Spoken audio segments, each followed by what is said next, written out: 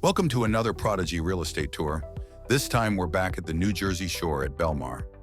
Belmar, New Jersey is a town with deep roots and evolving charm, a community that has grown from quiet coastal farmland into one of the most iconic and sought-after destinations on the Jersey Shore. Named in 1889 for its romantic meaning, beautiful sea, a blend of French and Italian, Belmar's name reflects both its scenic coastline and its enduring appeal. Over the next few minutes, we'll take a journey through time to explore how Belmar became the vibrant place it is today, looking closely at its history, architecture, neighborhoods, real estate market, and what lies ahead.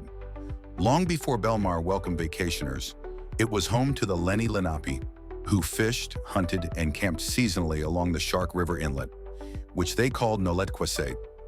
In the 1660s, the English took over the Dutch territory of New Netherland and incorporated this region into the Monmouth Patent. For the next century and a half, it remained quiet farmland, eventually becoming part of Shrewsbury Township and later Wall Township. By the early 1800s, only a handful of settler families lived here. People like Jeremiah Newman, who built a cabin on the north shore of Lake Como. It was a quiet coastal frontier, dotted with sand dunes, marshland, and woodlands. The 1870s marked the beginning of Belmar's transformation from rural land to resort town. In 1872, a group of developers formed the Ocean Beach Association and bought up large tracts of land, laying out a street grid and building vital infrastructure. The Shark River Bridge opened access to surrounding towns, and in 1873, the Ocean Beach House, the town's first hotel, opened on what's now Main Street and Fifth Avenue. Tourism took off, and by the late 1880s, over 17 hotels were operating. Some, like the Atlantic Hotel, were grand structures repurposed from Philadelphia's 1876 Centennial Exposition. When the railroad arrived in 1880, it brought an influx of summer visitors from New York and Philadelphia, solidifying Ocean Beach as a bustling seasonal hub. The town was first incorporated as Ocean Beach Borough in 1885. But the community wanted a more poetic name. After briefly using Elko, the name Belmar, meaning beautiful sea, was chosen in 1889 and became official the following year. The name reflected the town's romantic appeal and helped solidify its branding as a scenic coastal retreat. As the 20th century began, Belmar grew rapidly. Its charming Victorian cottages, canopy-lined streets, and graceful lawns made it one of the most attractive towns on the shore. Between 1900 and 1920, the population nearly doubled. In 1915, a marshy section of the Shark River shoreline was filled in and developed as Inlet Terrace, a high-end neighborhood with brick homes and a private club overlooking the river. Meanwhile, the commercial district along Main Street and the beachfront boardwalk became focal points for both locals and visitors, bustling with pavilions, shops, and refreshment stands. In 1924, the area south of Belmar split off to become South Belmar, now known as Lake Como, giving Belmar the compact boundaries it maintains today. But the towns developed closely, and Belmar remained the central hub with its beaches, marina, and rail access. Through the 1920s and 30s, Belmar balanced high-end resorts with more modest summer rentals and boarding houses. Many homeowners built rear cottages to live in while renting out their main houses to vacationers, a creative way to afford coastal living. By the 1930s, nearly every street had at least one boarding house. A trolley line connecting Long Branch and Seagirt passed through Belmar, carrying sunseekers to and from the beaches in open-air cars. Before we continue, let us ask, are you considering selling your home in Belmar, New Jersey? At Prodigy Real Estate, we're proud to offer one of the most advanced digital video marketing platforms in the industry, generating over 3 million views each month across all our digital channels. Our content captures attention not just locally, but regionally and even internationally, bringing unmatched visibility to the homes we list and sell. Whether you're curious about your current home value or exploring available properties in Belmar, New Jersey, we've got you covered. Okay, let's get back to our tour. The Great Depression brought challenges and tourism slowed. Still, Belmar invested in infrastructure, completing a modern bascule bridge over the Shark River in 1937. World War II brought blackouts and beach patrols, but also a surge of civic pride. Belmar claims one of the country's first volunteer first aid squads, established in 1927 to protect both residents and tourists.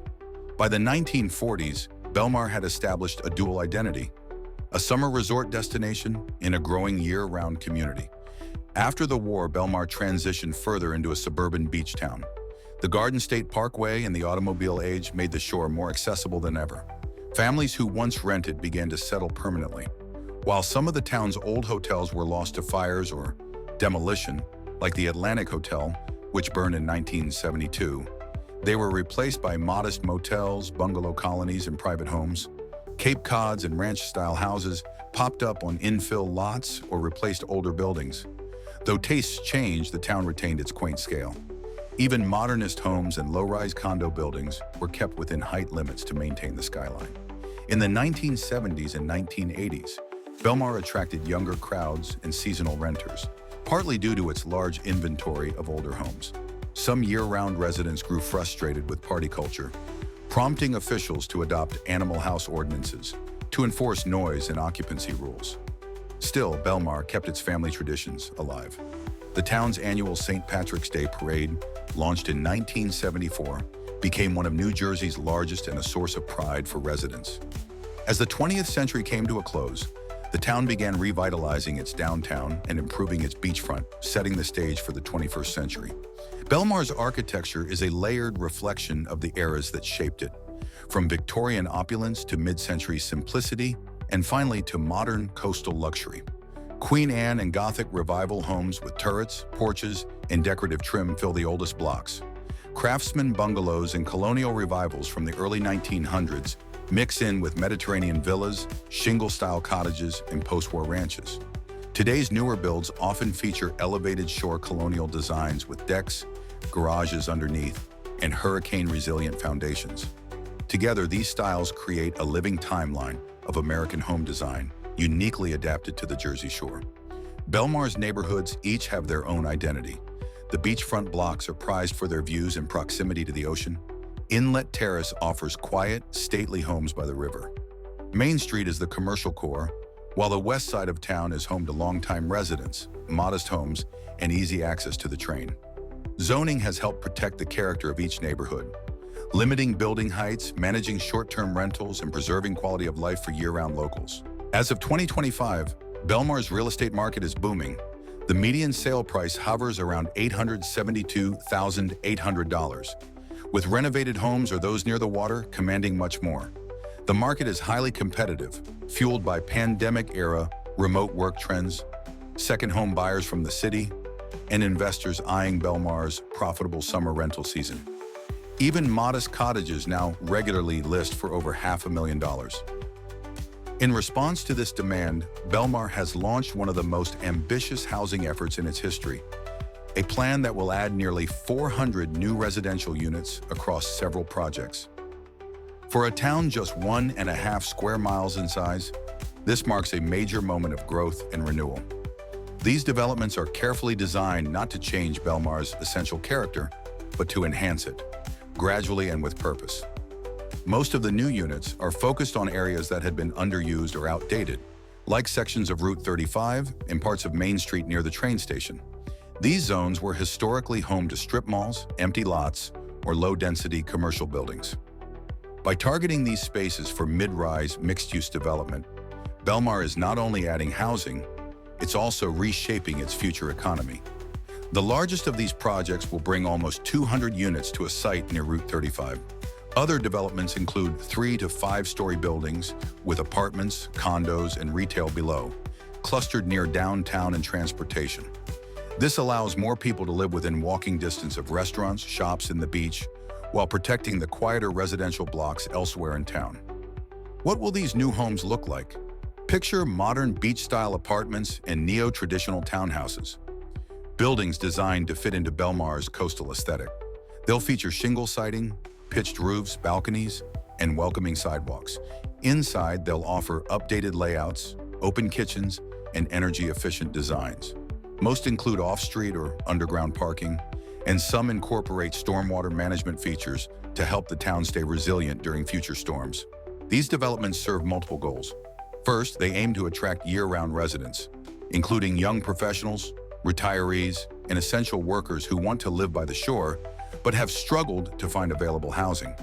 Second, they help revitalize downtown businesses by creating a steady flow of foot traffic beyond the summer months. And third, they relieve pressure on Belmar's single-family home market, where prices have soared and inventory remains limited. Some of the units will be offered as rentals, while others will be for sale as condos or duplex-style homes. In all cases, the goal is to provide a range of price points, with some projects including affordable housing units to meet state requirements and support economic diversity. Naturally, a change this big brings conversation. Some residents have expressed concern about traffic, school capacity, and whether Belmar can absorb the new demand. But town officials have emphasized a measured approach, prioritizing locations near infrastructure and commercial zones, while preserving the charm of the beachfront in the quieter neighborhoods inland. In fact, this is what makes the plan so distinctive. It's not about sprawling overdevelopment, it's about smart growth. It's about using what Belmar already has, its train line, its walkability, its vibrant downtown, and building on that foundation. Ultimately, the addition of 400 new homes represents more than just a number. It's a vision for Belmar's next chapter, one that welcomes new families, supports small businesses, and keeps the community vibrant long after summer ends. It's how Belmar stays true to itself, while opening its doors a little wider. More than just real estate stats or historic architecture, Belmar is defined by its spirit, a unique blend of small-town warmth, seaside tradition, and inclusive progress. It's a place with surfing competitions, seafood festivals, and holiday parades, where longtime residents share space with newcomers looking for a piece of coastal serenity. As one of the most recognizable towns on the Jersey Shore, Belmar continues to evolve. From its early days as a quiet coastal outpost to its Victorian resort era, post-war suburbia, and now its resurgence as a high-demand beach town, Belmar has always managed to grow while keeping its charm. The next chapter will be shaped by how the town embraces change, thoughtfully, inclusively, and with its beautiful sea at the heart of it all.